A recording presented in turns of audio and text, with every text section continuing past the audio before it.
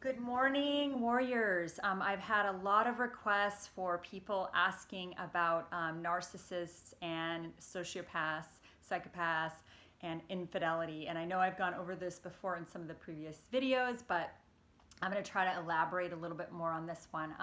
So I have had this question asked a lot. Do all narcissists cheat?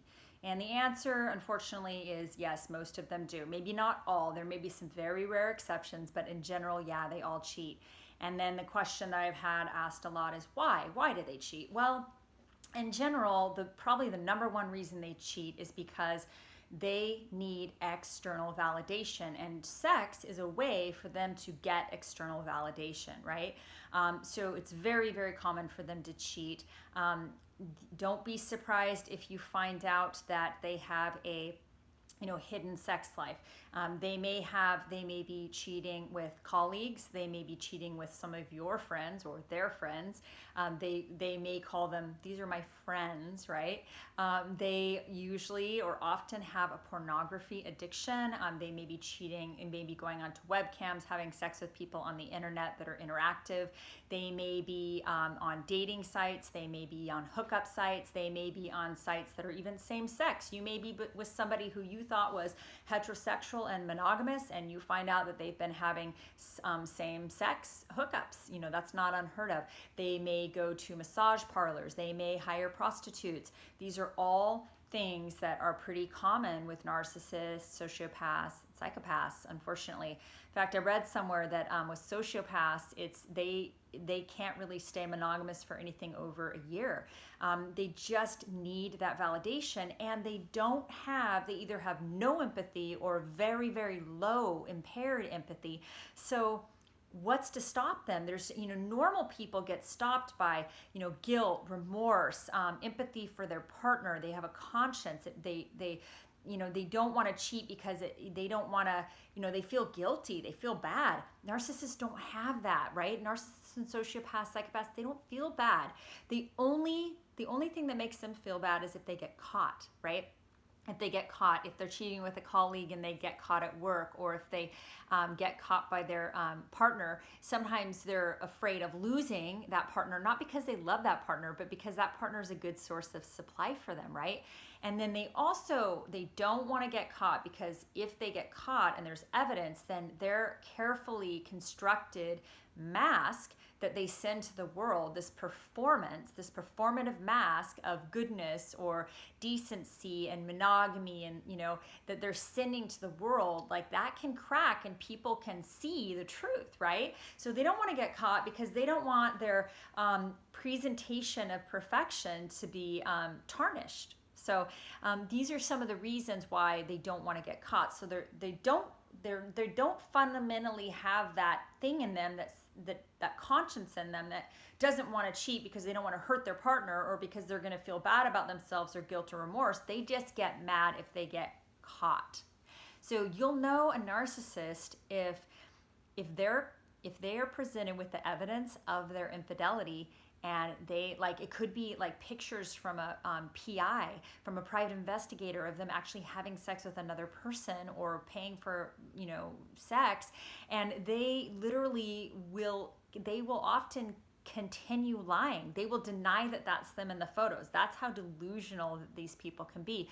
Or sometimes they may admit it in the moment and then start lying again. So they may say, oh, yeah, I did. I was unfaithful. And then like the next day or the day after, they could be like, oh, that was just an emotional affair, right? They may say something like that. So they're going to, often like recreate reality, right? So they will just, narcissists, even when confronted with the truth, they keep lying. They cannot take any personal responsibility for the harms that they cause other people. They can't say, I'm so sorry I cheated. I was wrong to do that.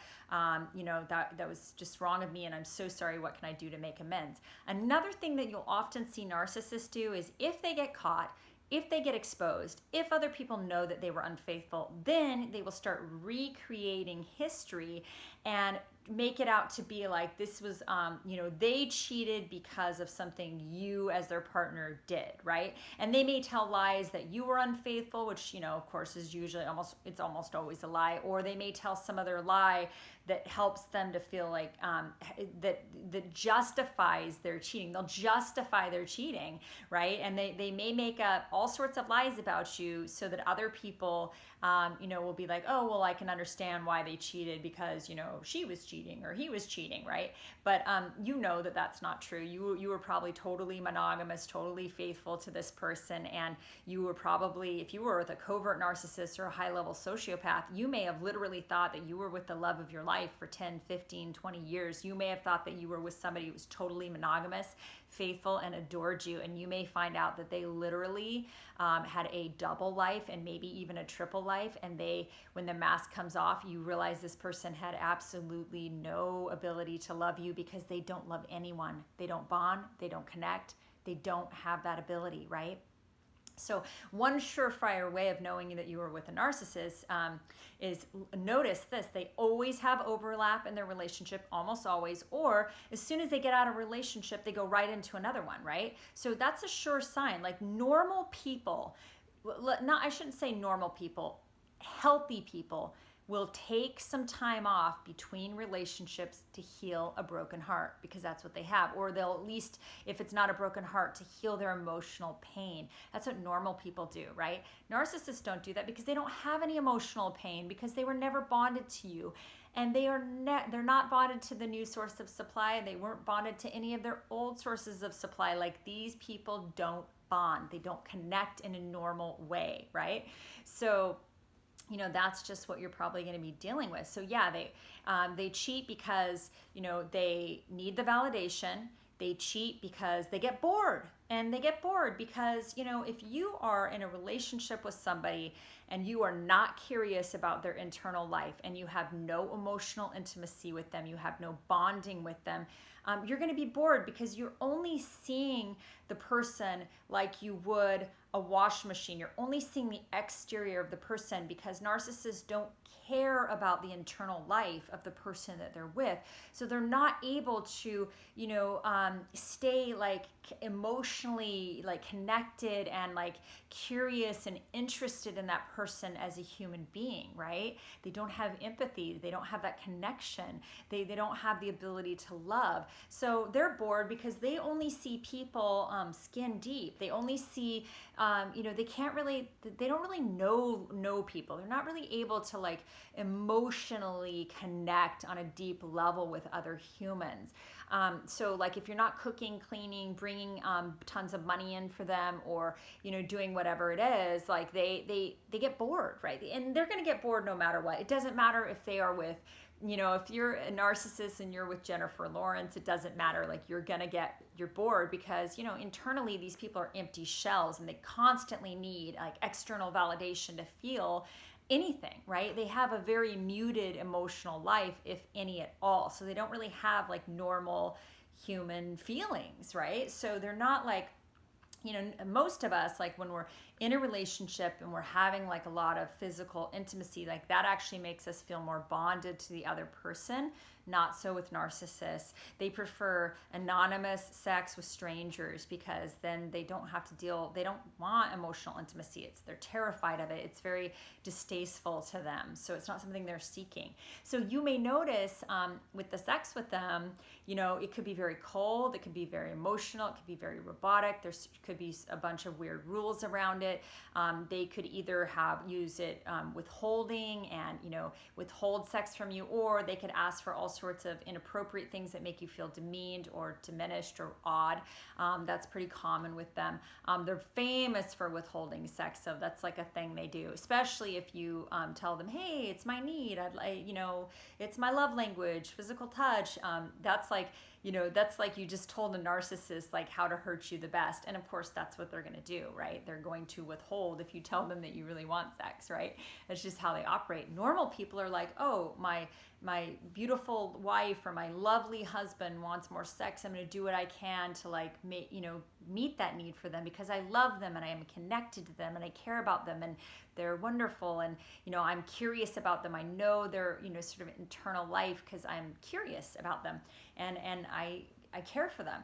Not so with a narcissist. They don't connect, they don't bond, they don't have emotional intimacy, they don't really care about you. You're just an appliance to them. So yeah, they almost all cheat. They do it for validation. They do it because they have no remorse, they have no empathy, they have no guilt, they have no shame. They just don't, right? So they can. And the only problem they have, again, is if they get caught. They don't want to get caught.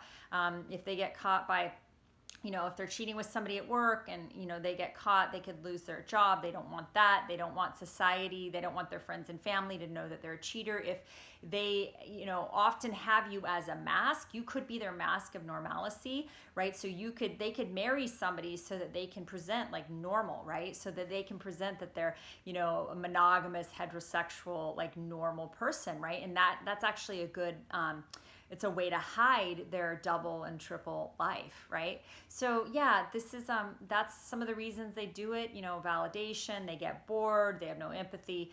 These are the primary reasons why they cheat. And yeah, they almost all cheat, and they just don't have any conscience about it. You'll never see a narcissist take responsibility for their cheating. They'll never say, I am so sorry I cheated. I was wrong to do that. What can I do to make amends? I'm so sorry I hurt you. They won't do it with any sort of heartfelt sincerity. Sometimes narcissists will apologize, but they don't, you feel that it's empty. It's missing sincerity. Like they don't feel it, right? So I don't know if this is helpful, but I've had a lot of requests about this particular subject. And again, I think I already went over it, but there's a huge correlation or comorbidity with narcissism and porn and sex addiction. So you will often see that very comorbid. If they're strictly a sex addict and they don't have narcissism, and they don't have the NPD, then typically those people will start trying to get some help for their sex addiction. They may go to a 12-step recovery program. They may go to rehab for sex and porn addiction. They may read books. They actually internally for themselves don't want to be like this anymore. So they will, seek help. Not so with the narcissist. The narcissist does not typically even want to get help because they don't think that there's anything wrong with being this way. Remember, they must be perfect, and everyone else is the problem. They're not the problem, you're the problem. And they have this inability to take any personal responsibility or self-reflect. They don't want to change. They think they're fine the way they are. It's everyone else that is a problem. It's all the other 7 billion people on the planet. So if you are in a relationship and you suspect that the person you're with is not being faithful, you're probably right. If they're weird and cagey about their phone, if they have extended absences, if they have longer and longer work travel, if they work 70, 80 hours a week and they have no overtime pay for it, then that's a red flag. They're probably not working. They're probably going to the massage parlor, So if your intuition tells you there's something off about the sex, about the intimacy, it can be very technically good, but if there's something off about it on an emotional level, that is a huge red flag. And I would say investigate, figure out what's going on. You do not have to stay in a toxic relationship. And the longer you stay in it, the more damage that's going to be done to your psyche. A lot of people coming out of these relationships have symptoms or complex PTSD, and it's gnarly, but you can overcome it. You can heal. You can get out of these relationships.